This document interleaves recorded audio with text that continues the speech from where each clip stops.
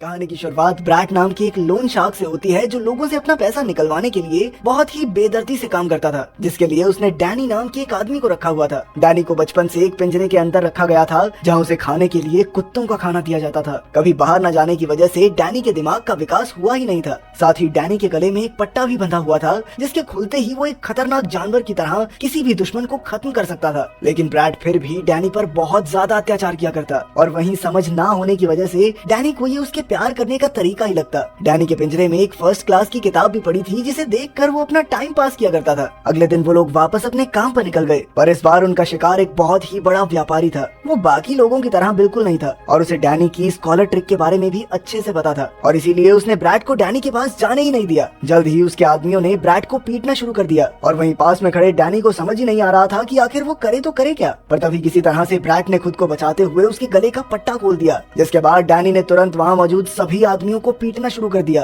और उसकी इस काबिलियत को देखकर वहीं पास में खड़ा वेद काफी हैरान था, जो कि एक अंडरग्राउंड फाइटिंग रिंग का मालिक भी था और उसे डैनी के अंदर बहुत सारा पैसा कमाने का एक मौका दिखा। सभी आदमियों को पीटने के बाद जब वो लोग बाहर आए तो ब्रैट अभी भी डैनी पर ही गुस्सा कर रहा था और उसकी जान बचाने के बावजूद भी ब्रैट के मुताबिक डैनी किसी काम का नहीं है। डैनी को अच्छे से डांटने के बाद वो लोग उस दिन की आखिरी जगह पर गए जो कि एक एंटीक वेयर हाउस था और ब्रैट पिछली बार की तरह मार नहीं खाना चाहता था और इसीलिए उसने डैनी को वेयर हाउस में रुककर इंतजार करते हुए एक अलार्म पर नजर रखने को कहा और जैसे ही उस अलार्म की बत्ती जली तो डैनी को अंदर जाकर ब्रैट को बचाना है। वेयर हाउस में इंतजार करते वक्त डैनी की नजर वहाँ मौजूद एक पियानो पर पड़ी, जिसे देखते ही उसे अपनी किताब में बनी हुई तस्वीर याद आ गई और उसने पियानो के बटन्स दबाना शुरू कर दिया। उसी वक्त उस कमरे में सैम नाम का एक अंधा आदमी आया जो उस पियानो को ठीक करने के लिए ही आया था और पियानो में डैनी की रुचि देखकर सैम ने उसकी मदद करना शुरू कर दिया। डैनी अब पियानो को बजाने में थोड़ा मग्न हो गया। उसकी इस चुप्पी से सैम को कोई दिक्कत नहीं थी, इसीलिए उसने डैनी को पास में ही लगी हुई एक घड़ी की आवाज पर ध्यान देने को कहा। पर घड़ी की तरफ देखते ही डैनी को अलार्म की याद आ गई और जैसे ही उसने बत्ती की तरफ देखा तो वो तो पहले से ही जल रही थी। डैनी तुरंत ही उस कमरे की तरफ भागा जहाँ पहुंचकर उसने देखा कि ब्रैट और उसके आदमियों ने सबको हरा तो दिया था, लेकिन इस लड़ाई में उन सबको बहुत चोटें आ गई थी। अपने बेस पर वापस आने के बाद ब्रैट ने उसे बहुत गालियां सुनाई, जिसके बाद डैनी को वापस पिंजरे में बंद कर दिया गया। थोड़ी देर बाद ब्रैट से मिलने के लिए वेथ वहाँ आया, जिसके पास पैसे कमाने का एक बहुत बढ़िया ऑफर था। असल में वेथ डैनी को अंडरग्राउंड फाइटिंग रिंग में लड़वाना चाहता था और ये एक डेथ मैच था, जिसका मतलब ये है कि या तो इसमें डैनी ब्रैट के लिए बहुत सारा पैसा कमाएगा या फिर मैच में ही मारा जाएगा। पैसों की बात सुनते ही ब्रैट इस डील के लिए तैयार हो गया। अगले दिन डैनी को रिंग में ले जाया गया जहां उसके सामने एक ऐसा रेसलर था जो कि 3 साल से लगातार चैंपियन बन रहा था और इसीलिए सभी लोगों ने उस रेसलर की जीत पर पैसा लगाया। पर मैच शुरू होते ही डैनी ने उस रेसलर के गले में 3 मुक्के मारकर मैच को 1 ही मिनट के अंदर खत्म कर दिया। वेथ डैनी से बहुत ज्यादा खुश था और उसने तुरंत ही ब्रैट को उसके हिस्से के पैसे दे दिए। ब्रैट पहली बार डैनी के काम से खुश था और इसीलिए उसने डैनी को कुछ भी मांगने को कहा, पर जब डैनी ने उसके सामने पियानो की डिमांड रखी तो ब्रैट ने इसके लिए तुरंत मना कर दिया। तभी अचानक से एक ट्रक ने उनकी गाड़ी को ठोका। असल में ये काम उसी व्यापारी का था जिसे डैनी ने पिछले दिन पीटा था और आज वो उन सबसे बदला लेने के लिए आया था। गाड़ी को ठोकने के बाद उसके आदमियों ने उन पर अंधाधुंध गोलियां चलानी शुरू कर दी। इस हमले में ब्रैट तो नहीं बचा, पर डैनी एक गोली लगने के बावजूद भी किसी तरह जिंदा बच गया। ब्रैट की मौत के बाद डैनी के पास अब कोई घर नहीं था, इसीलिए वो सीधा एंटीक वेयर हाउस चला गया जहाँ उसकी मुलाकात एक बार फिर सैम से हुई, जिसने डैनी को उसके कदमों की आवाजों से ही पहचान लिया। पर सैम के कुछ बोलने से पहले ही वो बेहोश हो गया और जब उसे होश आया तो वो पहली बार एक बिस्तर पर लेटा हुआ था और थोड़ी देर बाद उसे एहसास हुआ कि वो किसी नई जगह पर था। असल में पिछले 2 दिन से सैम अपने घर पर ही उसका ध्यान रख रहा था। डैनी को इतने प्यार की आदत नहीं थी, इसीलिए वो घबरा सा गया। थोड़ी देर बाद सैम की बेटी विक्टोरिया भी घर आ गई, जिसे देखते ही डैनी बिस्तर के नीचे छुप गया। विक्टोरिया को पता था कि डैनी को पियानो में इंटरेस्ट है, इसीलिए वो उसके लिए कीबोर्ड लेकर आई थी। डिनर के वक्त वो दोनों डैनी का इंतजार कर रहे थे और थोड़ी देर बाद डैनी भी अपने कीबोर्ड के साथ उनके साथ खाना खाने के लिए आ गया, लेकिन उसने आज तक लोगों के साथ खाना नहीं खाया था और इसीलिए विक्टोरिया ने उसे अच्छे से खाना खाना सिखाया। थोड़ी देर बाद सैम ने डैनी के पट्टे को निकालने की कोशिश की, पर डैनी अभी इसके लिए तैयार नहीं था। अगली सुबह सैम और डैनी विक्टोरिया को उसके कॉलेज छोड़ने के लिए गए, जहाँ अंदर जाने से पहले विक्टोरिया ने उसके गाल पर एक किस की, जिसके बाद डैनी को काफी शर्म आ रही थी। असल में उसने किस के बारे में एक किताब में पढ़ा था और आज उसने पहली बार इसे महसूस किया। डैनी की इस खुशी को महसूस करके सैम भी काफी खुश था। उसी शाम सैम ने डैनी से विक्टोरिया को कॉलेज से लाने को कहा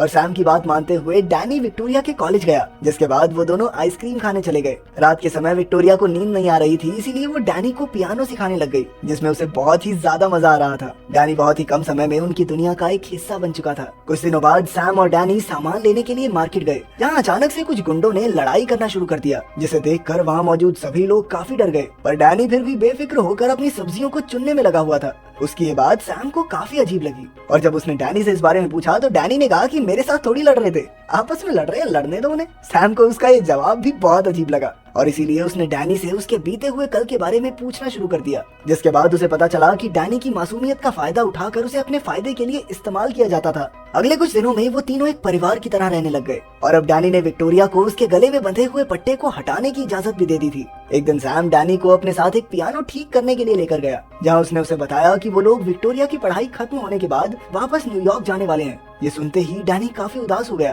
पर तभी सैम ने उसकी उदासी दूर करते हुए उसे बताया कि तुझे भी तो साथ ही लेकर जाएंगे पागल। काम खत्म होने के बाद डैनी को उसके हिस्से के आधे पैसे दिए गए और पैसे मिलते ही डैनी तुरंत ही सबके लिए तोहफे लेने चला गया। पर घर वापस जाते वक्त उसकी मुलाकात एक आदमी से हुई जो ब्रैड के लिए काम किया करता था और उसने डैनी को बताया कि ब्रैड अब भी जिंदा है और वो तो पागलों की तरह उसे ढूंढ रहा है। डैनी भी वापस जाने के लिए तैयार था क्योंकि वो अपने माता पिता के बारे में ब्रैड से पूछना चाहता था। खैर पूछने पर ब्रैड ने बताया कि उसे तो डैनी रोड के किनारे पर मिला था और इसीलिए उसने कभी भी उसके माता पिता के बारे में जानने की कोशिश नहीं की। इसके बाद डैनी को फिर से पट्टा पहनाकर डेथ मैच के लिए ले जाया गया, पर इस बार ब्रैड के पट्टा खोलने का डैनी पर कोई असर नहीं हुआ। साथ ही डैनी ने किसी को मारने से साफ इनकार कर दिया, लेकिन फिर भी उसे जबरदस्ती रिंग के अंदर धकेल दिया गया, जहां दुश्मन के हमला करने के बावजूद भी डैनी ने उस पर हाथ नहीं उठाया, जिससे परेशान होकर कई सारे फाइटर्स को एक साथ रिंग में भेज दिया गया। लेकिन फिर भी डैनी ने सबसे मार खाने के बावजूद भी किसी पर हाथ नहीं उठाया। लेकिन तभी अचानक से एक फाइटर ने डैनी के हाथ के ऊपर पैर रख दिया, जिसके बाद उसके दिमाग में कुछ अजीब सा हुआ